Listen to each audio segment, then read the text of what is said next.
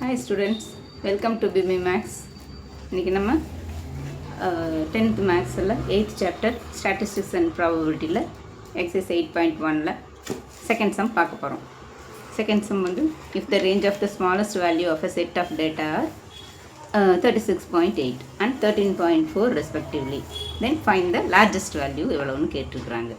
இப்போ நம்மளுக்கு ரேஞ்ச் வந்து கொடுத்துட்டாங்க 36.8. ரேஞ்ச் கண்டுபிடிக்கிறதுக்கு ஃபார்முலா R = L - S. இப்போ நம்மளுக்கு லார்ஜஸ்ட் வேல்யூ தான் கேட்டிருக்குறாங்க. அப்போ நம்ம இந்த எல்லை இங்கேயே வச்சுக்கிட்டு இந்த எஸ் இந்த பக்கம் கொண்டு வந்தோம்னா R + S. அப்போ லார்ஜஸ்ட் வேல்யூ கண்டுபிடிக்கிறதுக்கு range plus smallest value. Smallest value வந்து இதில் 13.4. Largest value = L = R + S. அது வந்து லார்ஜஸ்ட் வேல்யூ 36.8 ப்ளஸ் இந்த எஸ் வந்து 13.4. ரெண்டையும் ஆட் பண்ணால் 50.2.